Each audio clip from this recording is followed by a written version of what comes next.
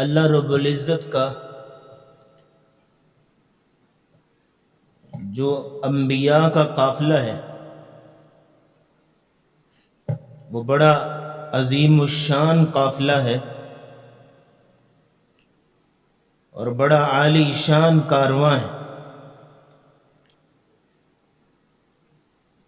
جس کے اندر ایک سے بڑھ کے ایک بہادر، جرت مند اور صبر و استقامت کے پہاڑ پیغمبر گزرے ہیں۔ اس قافلے میں حضرت نوح علیہ السلام جیسی صبر و استقامت کی عظیم مثالیں گزری ہیں کہ جنہوں نے 950 سال دن رات اپنی قوم کو تبلیغ کیے۔ پھر اسی طرح حضرت موسیٰ، حضرت ہود، صالح، لوط علیہم السلام،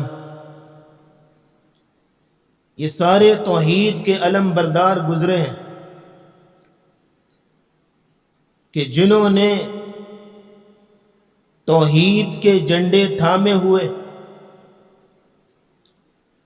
اللہ کی الوہیت کے نعرے لگاتے ہوئے ہر موڑ اور ہر لمحے پہ شرک و بت پرستی کو کنڈیم کیا ہے، مذمت کی ہے۔ وَإِنَّ مِن شِيعَتِهِ لَإِبْرَاهِيمَ، اور اسی قافلے میں سے، اسی گروہ میں سے ایک شخصیت جن کا تذکرہ آج ہم کرنے جا رہے ہیں، وہ شخصیت ہے خلیل اللہ، وہ شخصیت ہے امام الناس، انسانیت کا امام، بانی کعبہ، قاطع الشرک، توحید کا علم بردار، وفاؤں کا پیکر، کانا امتن کا ایوارڈ لینے والا ابراہیم علیہ السلام۔ یہ وہ شخصیت ہیں کہ جن کا شمار اولو العزم پیغمبروں میں ہوتا ہے۔ وہ 5 انبیاء جو بلند ہمت تھے، بلند حوصلہ تھے،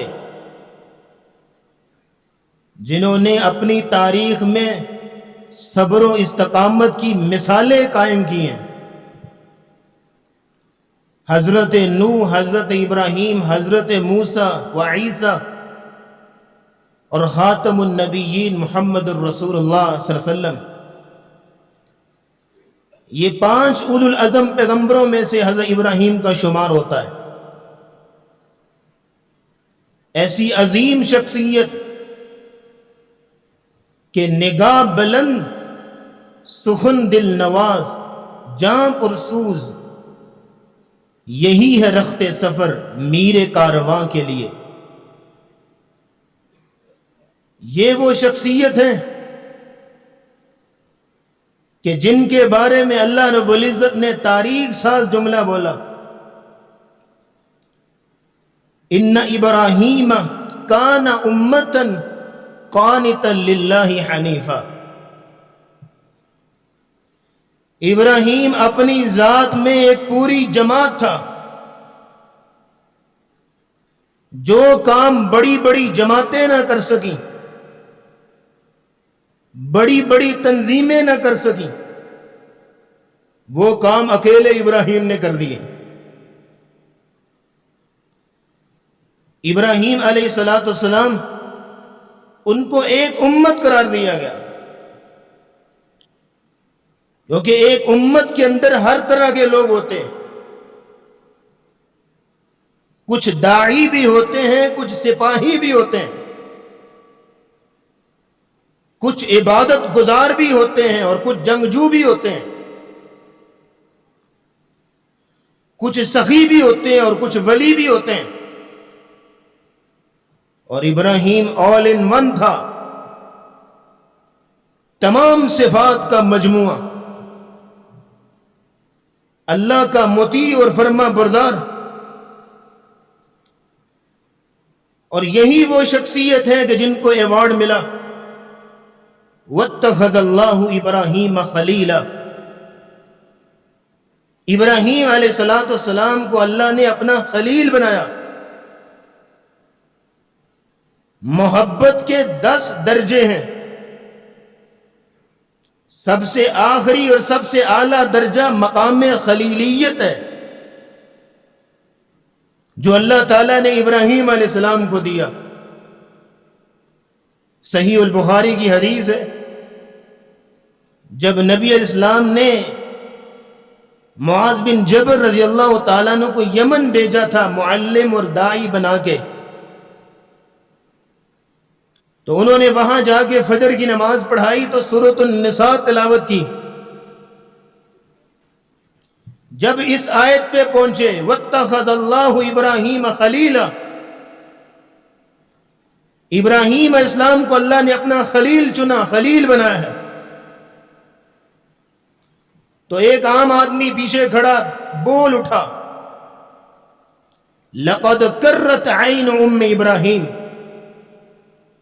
یقیناً ابراہیم کی ماں کی آنکھیں ٹھنڈی ہو گئی ہوں گی کیونکہ اللہ نے اس کے بیٹے کو اپنا خلیل بنایا. مقام خلت، مقام خلیلیت سے نوازا ابراہیم علیہ السلام کو. تو آخر وجہ کیا ہے کہ اکیلا فرد ہے مرد مجاہد اور پوری جماعت کہلوانے والا، انسانیت کا امام بننے والا، مقام خلیلیت سے نوازا گیا. وجہ کیا ہے؟ یوں تو حضرت ابراہیم علیہ السلام کی پوری زندگی ہمارے لیے مشعل راہ ہے، کئی سبق اور کئی دروس کا خزینہ ہے، لیکن وقت کی قلت کے پیش نظر ان کی زندگی کے چند جواہرات، چند موتی، چند نگینے، چند ہیرے آپ کی جولی میں پیش کرتا ہوں کہ وہ وجہ معلوم کی جائے جس وجہ سے وہ مقام خلیلیت ان کو ملا، جس وجہ سے انسانیت کے امام اور لیڈر قرار پائے. ان وجوہات کو ذرا سمجھیے گا اور ان جواہرات کو اپنے دامن میں جگہ دیجیے گا. تو آئیے پہلی وجہ جس نے ابراہیم علیہ السلام کو مقام خلیلیت پہ فائز کیا، جس وجہ سے ابراہیم علیہ السلام جو ہیں انسانیت کے امام بنے اور کان امتن کا ایوارڈ ملا. پہلی وجہ یہ ہے وَإِنَّ مِن شِيعَتِهِ لَإِبْرَاهِيمَ اذ جاء ربه بقلب سلیم. ابراہیم علیہ السلام کا دل قلب سلیم تھا. قلب سلیم کا معنی ہوتا ہے پاک اور صاف دل.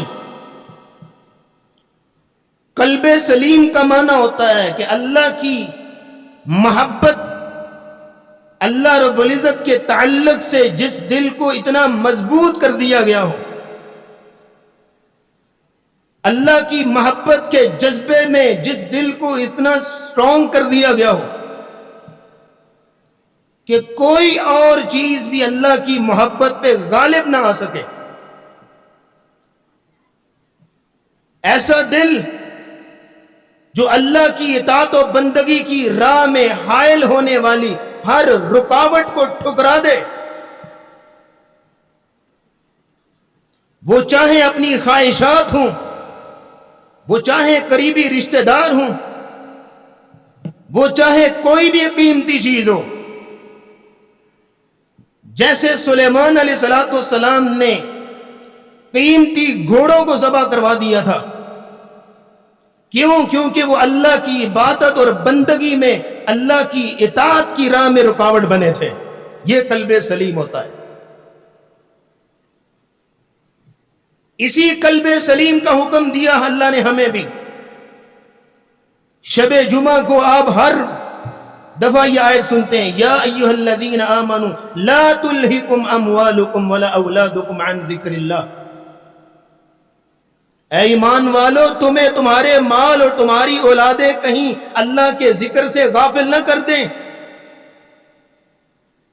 کہ کہیں مال کماتے ہوئے, اولاد کو سمیٹتے ہوئے, اولاد کی خواہشیں پوری کرتے ہوئے اللہ کو ہی بھول جاؤ. تو معلوم ہوا قلب سلیم وہ ہے کہ جو اللہ کی اطاعت و بندگی کی راہ میں آنے والی ہر رکاوٹ کو ریجیکٹ کر دے, ٹھکرا دے. آج لوگ کئی غلط ڈیسیژن لیں گے, کئی غلط رستوں کی طرف جائیں گے تو اولاد کی وجہ سے. کیا کریں جی, بچے مانتے ہی نہیں ہیں. بھائی تم باپ ہو یا بچے تمہارے باپ ہیں, تم اللہ کی توحید اور اللہ کی فرما برداری کے لیے اتنا بھی سٹینڈ نہیں لے سکتے. آج لوگوں کو بتایا جائے کہ حضرت بزنس کا یہ طریقہ غلط ہے, کیا کریں جی, کھائیں کہاں سے, کمانا بھی تو ہے نا. اللہ کے حکم کو ریجیکٹ کرنے کے لیے نعوذ باللہ 10 بہانے ہم نے تلاش کیے ہوتے ہیں. یہ قلب سلیم نہیں ہے. تو ابراہیم علیہ السلام جیسی پاک باز شخصیت جس نے عملی طور پہ ساری زندگی ثابت کیا کہ میرا دل قلب سلیم ہے, اللہ کی توحید کی خاطر اپنے گھر بار کو چھوڑنا پڑا, چھوڑ دیا. اللہ کے حکم کی خاطر, اللہ کی توحید کی خاطر آگ میں چھلانگ لگانی پڑی, لگا دی. اللہ کی رضا کی خاطر اپنے بیوی بچوں کو چھوڑنا پڑا, چھوڑ دیا. اور اللہ رب العزت کے فیصلے کی خاطر اپنے بچے کو ذبح کرنے تک لے آئے. یہ ابراہیم علیہ السلام نے ثابت کیا کہ میرے رب کی اطاعت و فرما برداری کے آگے کوئی چیز بھی رکاوٹ نہیں بن سکتی. یہ قلب سلیم ہے. اور مسلمانوں یاد رکھیے گا, قیامت کے دن کام آئے گا تو صرف قلب سلیم کام آئے گا. یوم لا ينفع مال ولا بنون الا من اتى الله بقلب سلیم. جس دن کوئی مال کام نہیں آئے گا, جس دن کوئی رشتہ داریاں کام نہیں آئیں گی, الا من اتى الله بقلب سلیم. کامیابی اس کو ملے گی, فائدہ صرف اس کو ملے گا جس کا دل قلب سلیم ہوگا. یہ دل قلب سلیم نہیں ہے کہ اللہ کے حکم کو پرے کرنے کے لیے 10 بہانے ہم نے ڈھونڈے ہوتے ہیں. چونکہ چنانچہ, اگرچہ مگرچہ, یہ قلب سلیم نہیں ہے. قلب سلیم کی دوسری ڈیفینیشن جو رسول اللہ نے بیان کی ہے, سبحان اللہ, آپ نے فرمایا ہوا النقی, ایسا دل جو پاک ہے, گناہ کے جذبوں سے پاک دل ہے. التقی, ایسا دل جو اللہ کی عبادت اور بندگی, اللہ کے حکم کی تعمیل میں آنے والی ہر رکاوٹ کو پیچھے کر دیتا ہے. یہاں رک کے دعا کریں, سارے دلائل پیچھے. یار جمعے کا مبارک وقت ہے, یہاں بڑے ہی نیک لوگ اللہ کے بیٹھے ہیں. یہاں مجھے وہ بھی نظر آ رہے ہیں جنہوں نے اپنے بالوں کو اللہ کی بندگی میں سفید کیا ہے. آؤ مل کے دعا کریں آج جمعے کے خطبے میں, یا اللہ ہمارے دلوں کو صاف کر دے, یا اللہ ہمارے دلوں کو قلب سلیم بنا دے, یا اللہ ہمارے دلوں کو قلب سلیم بنا دے. ابراہیم کا دل قلب سلیم تھا جس کو اللہ نے گواہی دی, اذ جاء ربہ بقلب سلیم. تو پہلی وجہ آپ کے سامنے آ گئی جس کی وجہ سے مقام خلیلیت ملا, جس کی وجہ سے انسانیت کے امام بنے, جس کی وجہ سے کان امتن کا ایوارڈ ملا, وہ یہ تھا کہ قلب سلیم تھا ان کا دل. دوسری وجہ نوٹ کیجئے گا, حضرت ابراہیم کو یہ مقام کیوں ملا. دوسرا میسج, اردو کا لفظ تھوڑا سا مشکل ہے لیکن وضاحت کریں گے انشاءاللہ. استسلام اور انقیاد. استسلام کا معنی ہوتا ہے سر تسلیم خم کرنا, ہتھیار پھینک دینا, سرنڈر کر دینا. انقیاد کا معنی ہوتا ہے کہ ہر دم اللہ کی اطاعت کے لیے تیار. یہ ابراہیم کی شان تھی. اللہ رب العزت فرماتے ہیں اذ جاء ربہ بقلب سلیم، فرمایا اذ قال له ربہ اسلم قال اسلمت لرب العالمین. جب ابراہیم علیہ السلام کو ان کے رب نے کہا اسلم، فرما بردار ہو جا. یہ آیت ابراہیم کی پوری زندگی کا نچوڑ ہے، پوری زندگی کا سلوگن اور نعرہ ہے. اور یہ آیت ان کی زندگی کے، ان کے جسم کے انگ انگ میں رچی بسی ہوئی تھی. اذ قال له ربہ اسلم، فرما بردار ہو جا. مسلم کا معنی ہوتا ہے اپنے آپ کو اللہ کے سپرد کر دینا. آج لوگ اپنا مال اللہ کے سپرد کرتے ہیں، کچھ لوگ اپنا وقت اللہ کے سپرد کرتے ہیں، کچھ لوگ اپنی صلاحیتیں اللہ کے لیے وقف کرتے ہیں. ابراہیم وہ شخصیت تھے کہ جنہوں نے اپنا آپ اللہ کے لیے وقف کر دیا. کہا یا اللہ تو مجھے ہی لے لے، پیچھے کچھ بچا ہے؟ جس نے اپنا وجود اللہ کے تابع کر دیا. اور لوگوں آج ہم اپنے رویوں پہ غور کریں. آج ہم میں سے اکثر جو ہے وہ اللہ کو نعوذ باللہ لفظ بولنے لگو، اللہ کو ٹرخانا چاہتے ہیں. اللہ کو ٹرخانے کا مطلب کیا ہوتا ہے؟ مثلا کوئی باہر فقیر آیا تو چلو 2 4 5 روپے دے دو، چلو بابا معاف کرو. یہ ٹرخانا کہ جان چھڑانا. دل کیا نماز پڑھ لی، دل کیا نہ پڑھی، دل کیا اللہ کا حکم مان لیا، دل کیا نہ مانا، دل کیا تو جناب قرآن کھول لیا، دل کیا تو نہ کھولا. اور کئی لوگوں نے تو ہیلے بہانے سوچے ہوتے ہیں، اچھا ذرا کاروبار تھوڑا ذرا سیٹ ہو جائے نا پھر انشاءاللہ العزیز نماز شروع کروں گا. اچھا بچوں کے سکول کھل جائے نا پھر انشاءاللہ قرآن پڑھنا شروع کروں گی. اچھا یہ ذرا کام ہو جائے نا پھر میں انشاءاللہ العزیز سارے کام اللہ کے مانوں گا. یہ اللہ کی اطاعت اور بندگی کو کسی چیز کے ساتھ مشروط کرنا، یہ اطاعت و بندگی نہیں ہے، یہ کوئی استسلام اور انقیاد نہیں ہے. ابراہیم کی وہ زندگی ہے کہ جس کے بارے میں اللہ نے گواہی دی وَإِبْرَاهِيمَ الَّذِي وَفَّى، ابراہیم نے وفا کی تھی، جس کے بارے میں اللہ نے گواہی دی. ابراہیم نے وفا کی، وفاؤں کا پیکر کہ جس نے ہر موڑ پہ اپنی خواہشات کو، جس نے ہر موڑ پہ ہر مجبوری کو چھوڑ دیا، صرف اللہ کے حکم کو سامنے رکھا. یہی چیز تو چاہیے اللہ. کیسی وفا شعاری تھی اور کیسی تاریخ رقم کی ابراہیم علیہ السلام نے وفا کی. اذ قال له ربه اسلم، کہا فرما بردار ہو جا. تو ابراہیم کے الفاظ کیا تھے؟ اسلمت لرب العالمین، میں تمام جہانوں کے رب کا فرما بردار ہو گیا. یہ نہیں کہا کہ اسلمت لک، اے اللہ میں تیرا فرما بردار ہوں، نہیں، اسلمت لرب العالمین، میں اس کا فرما بردار ہوں جو تمام جہانوں کا رب ہے. یعنی میری شان اور میرا مقام اس میں ہے کہ میں اس رب کا فرما بردار ہوں جو تمام جہانوں کا رب ہے. اسلمت لرب العالمین. پھر یہ ہے کہ یہ صرف دعویٰ نہیں تھا بلکہ زندگی کے ہر موڑ پہ اس چیز کو ثابت کیا. جب اللہ نے حکم دیا کہ جاؤ جا کے اپنی قوم کو جا کے تبلیغ کرو، توحید کا نعرہ لگاؤ، لگایا. جب حکم ملا جاؤ نمرود کے پاس جو ظالم حکمران ہے اور خدائی کا دعویٰ کرتا ہے، اس کے ایوان میں جا کے اس کی آنکھوں میں آنکھیں ڈال کے توحید کا نعرہ بلند کرو، وہاں پہنچ گئے. یار اپنی گلی میں اپنے محلے میں جا کے جو ہے وہ حکمرانوں کے خلاف باتیں کرنا بڑا آسان کام ہے، لیکن حکمرانوں کے ایوانوں میں جا کے ان کی آنکھوں میں آنکھیں ڈال کے توحید کا نعرہ بلند کرنا، حق کا جو ہے وہ آوازہ بلند کرنا، یہ بڑا مشکل کام ہے، بڑے حوصلے اور جگرے کی بات ہے. اس لیے نبی اسلام نے فرمایا افضل الجہاد کلمۃ عدل عند سلطان جائر، سب سے بڑا جہاد یہ ہے کہ آپ ظالم حکمران کے آگے جا کے اس کے سامنے جا کے آپ جب حق کا نعرہ لگائیں، یہ جو ہے وہ سب سے بڑا جہاد ہے. تو ابراہیم علیہ السلام نے ایسا کیا. جب اللہ نے حکم دیا کہ اپنے بیوی بچوں کو وادی غیر ذی زر میں چھوڑاؤ تو چھوڑ دیا. کوئی گلہ نہیں کیا، کوئی شکوہ نہیں کیا، کوئی آگے اگر مگر نہیں کیا، بلکہ جب اللہ کا فیصلہ آیا تو ابراہیم اپنے بیٹے کو ذبح کرو تو فوراً تیار ہو گئے. یہ ہے استسلام اور انقیاد، یہ ہے فرما برداری. اسی چیز کا درس دیا اللہ تعالیٰ نے پوری انسانیت کو. وما خلقت الجن والانس الا لیعبدون. میرا ساتھ دیجئے میرے بھائی، اللہ آپ کو سلامت رکھے. وما خلقت الجن والانس الا لیعبدون، اللہ نے جنوں انسانوں کو پیدا ہی صرف اپنی بندگی کے لیے کیا۔ بندگی کا معنی غلامی۔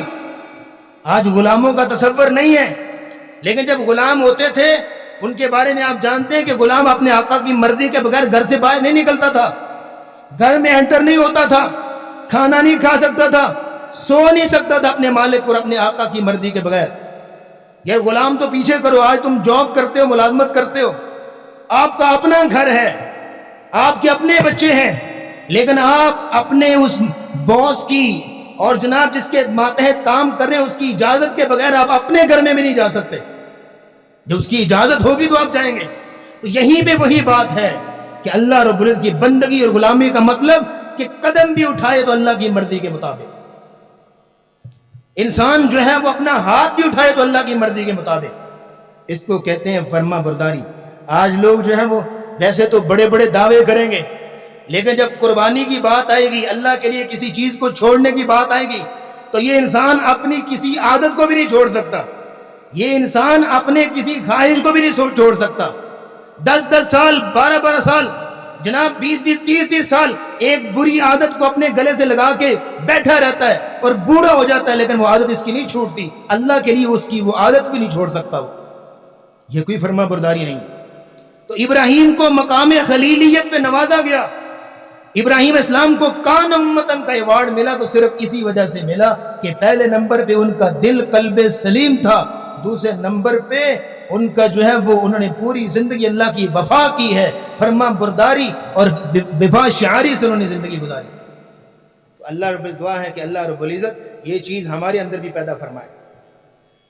تیسری چیز یہاں نوٹ کیجئے گا جس وجہ سے ابراہیم اسلام کو یہ مقام ملا، وہ یہ ہے کہ اللہ رب العزت کے ہر امتحان اور اللہ کی ہر آزمائش پہ پورا اترے تھے، اللہ کے ہر امتحان پہ پورا اترے۔ اللہ نے نا ایمان کا لیول چیک کرنے کے لیے اللہ نے کچھ نہ رکھے ہوتے ہیں مقامات بندے کے ایمان کو چیک کرنے کے لیے، آزمانے کے لیے۔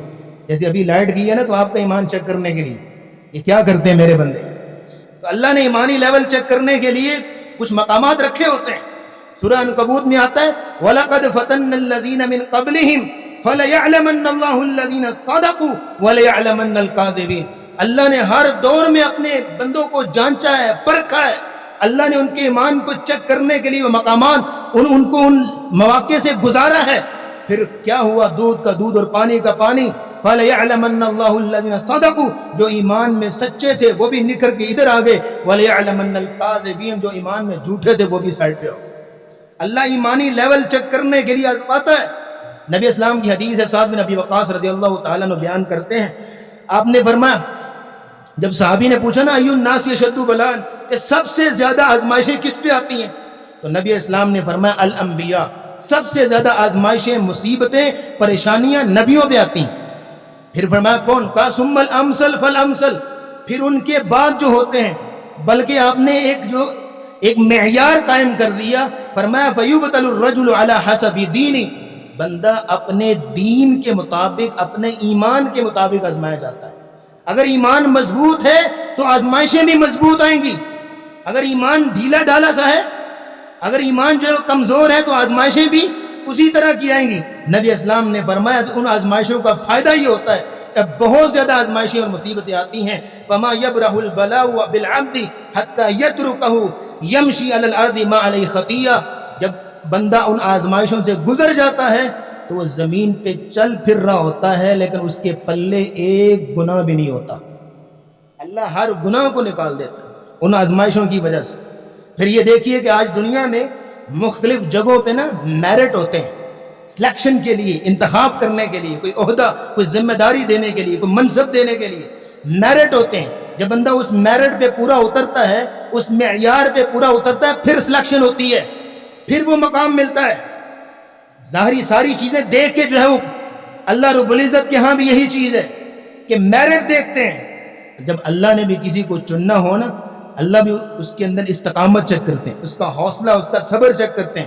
تو ابراہیم علیہ السلام کی بھی آزمائش ہوئی، وَإِذِ ابْتَلَىٰ إِبْرَاهِيمَ رَبُّهُ بِكَلِمَاتٍ، ابراہیم علیہ السلام کو اس کے رب نے آزمایا، یہ میری اور آپ کی آزمائش بھی ہے، لیکن میری آپ کی آزمائش چھوٹی ہے، ذرا دیکھیے گا سورہ ملک آپ میں سے اکثر لوگ پڑھتے ہیں ماشاءاللہ، اس کی دوسری آیت الذی خلق الموت والحیات لیبلوکم ایکم احسن عملا، اللہ آزماتا ہے چیک کرنے کے لیے کہ کون ہے جو تم میں سے اچھے اعمال کرتا ہے.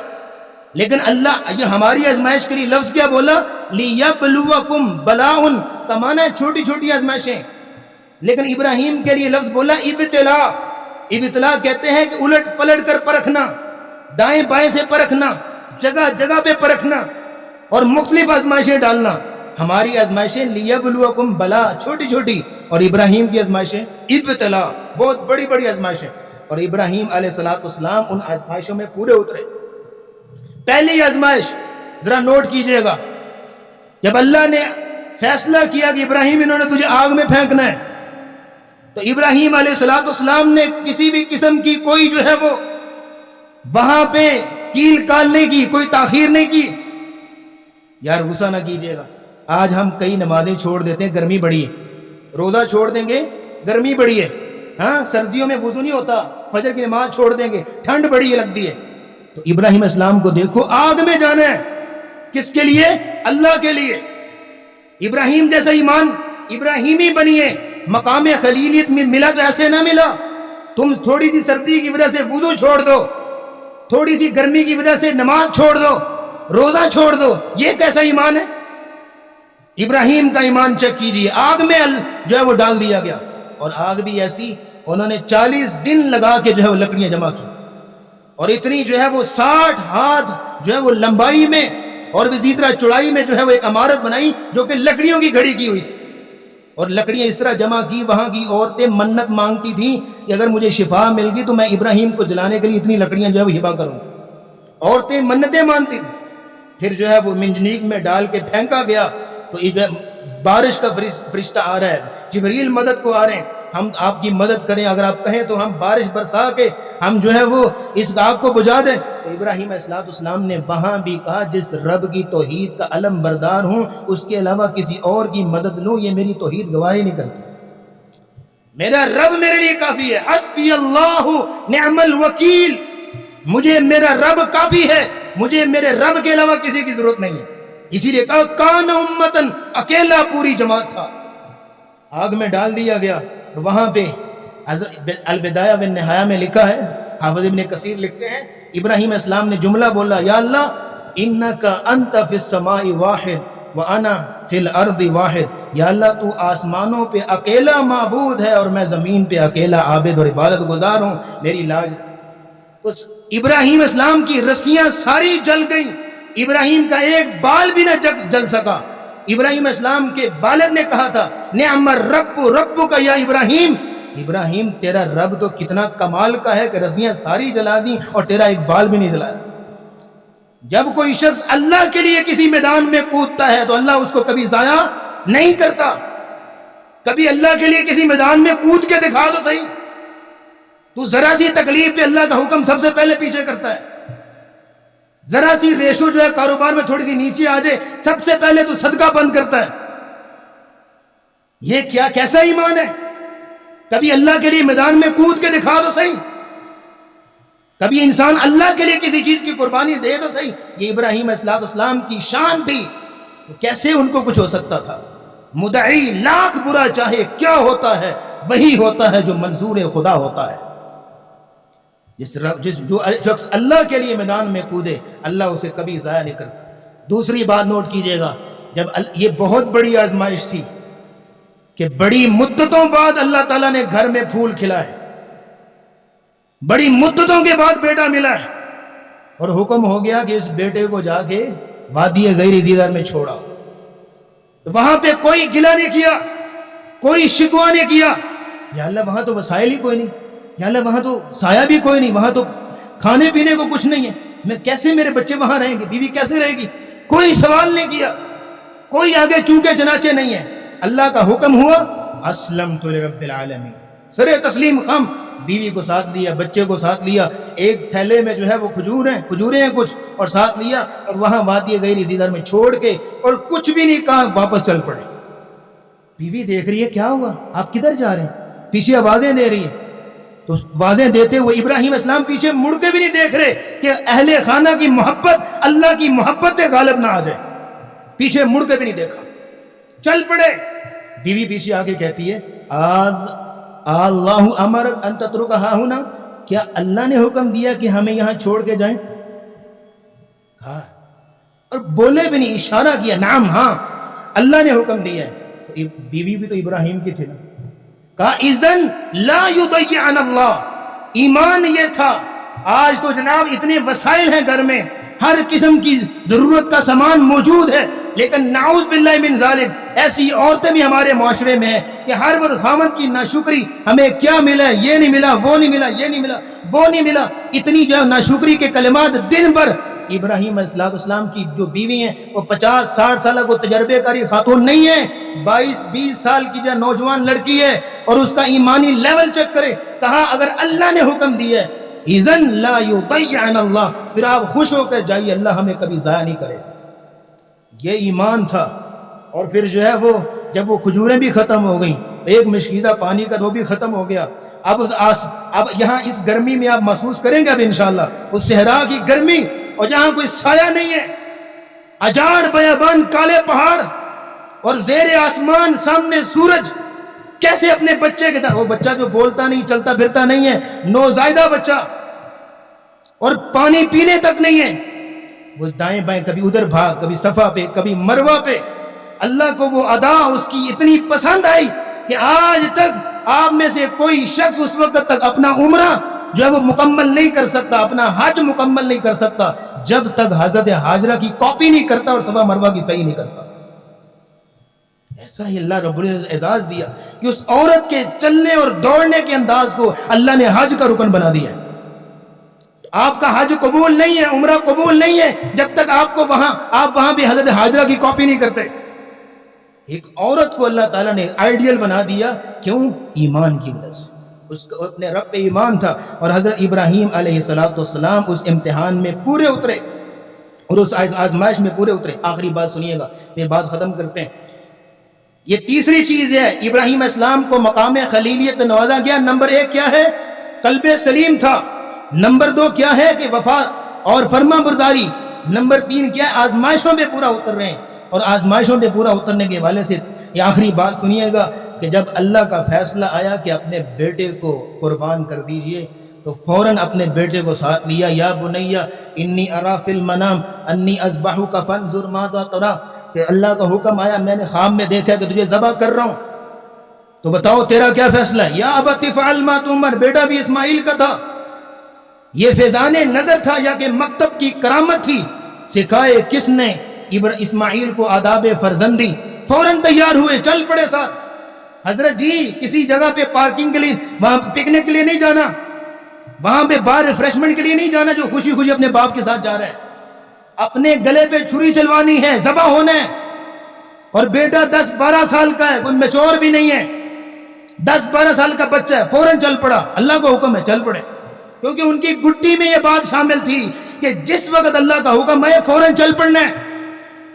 ان کے انگ انگ میں، ان کے خاندان میں یہ بات شامل تھی، چل پڑے۔ اور وہاں جا کے ابراہیم علیہ السلام نے اپنے بیٹے کو پیشانی کے بل لٹایا، کہیں جو ہے وہ بیٹے اور باپ کی آنکھیں ملے، کہیں جو ہے وہ باپ کی شفقت اور بیٹے کی محبت غالب نہ آئے، اور فوراً جو ہے وہ اس پہ چھری، اپنی طرف سے چھری چلا دی تھی۔ لیکن کیا ہوا کہ اللہ رب نے مینڈا بھیج دی، اللہ نے آواز دی، یا ابراہیم قد صدقت الرؤیا، کمال کر دیا تو نے تو خواب کو بھی سچ کر دکھایا۔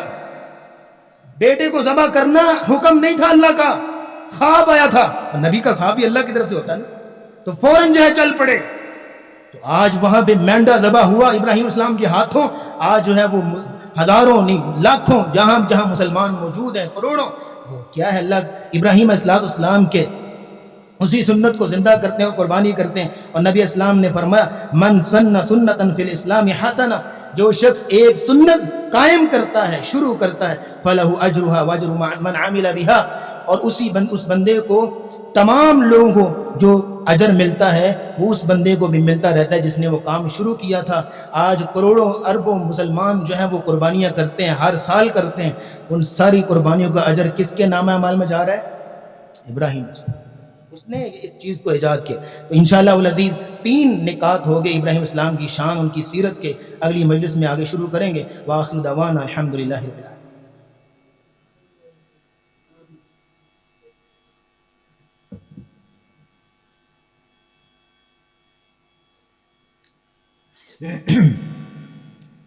ہم یہاں پہ خواتین کے لیے اور بچیوں کے لیے تعلیم کا سلسلہ شروع کیا ہم نے. باہر فلیکس بھی لگی ہوئی، آپ پڑھ لیجئے گا. فیمیل ٹیچر کی زیر نگرانی قرآن و حدیث کی تعلیم انشاءاللہ یہاں پہ دی جائے گی. فیمیل ٹیچر انشاءاللہ پڑھائیں گی. تو وہاں پہ نمبر بھی موجود ہے، آپ جو داخلہ کروا سکتے ہیں. اب آپ سے گزارش ہے اس کے گزرے دور میں اپنے بچوں کو، خصوصاً بچیوں کو دین کی تعلیم دلوانا یہ بڑی اہم ضرورت ہے. اور اللہ رب العزت اس راہ پہ چلنے کی ہمیں ہمت دے. إن الحمد لله نحمده ونستعينه ونستغفره ونعوذ بالله من شرور أنفسنا وسيئات أعمالنا. من يهده الله فلا مضل له ومن يضلل فلا هادي له. ونشهد أن لا إله إلا الله وحده لا شريك له وأن محمدا عبده ورسوله. اللهم صل على محمد وعلى آل محمد كما بارك وسلم عليه. اللهم إنك عفو تحب العفو فاعف عنا. اللهم اشف مرضانا ومرضى المسلمين. ربنا هب لنا من أزواجنا وذرياتنا قرة أعين واجعلنا للمتقين إماما. ربنا تقبل منا إنك أنت السميع العليم وتب علينا إنك أنت التواب الرحيم. وصلى الله تعالى على رسول خير خلق محمد وعلى آله وأصحابه أجمعين برحمتك يا أرحم الراحمين.